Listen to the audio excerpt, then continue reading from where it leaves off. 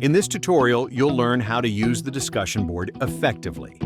The discussion board is a collaborative space where students can share ideas, ask questions, and interact with classmates and instructors.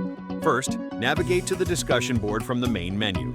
Click on Start a new discussion to begin. You'll see an alert reminding you to search for existing topics before posting. Click Add to proceed.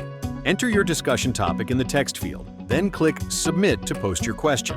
Now let's switch to the instructor's view.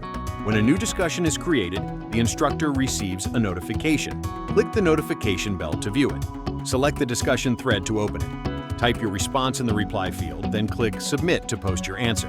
Back in the student view, you can now see the instructor's reply to your discussion. This is how the discussion board facilitates effective communication between students and instructors. Thank you for watching.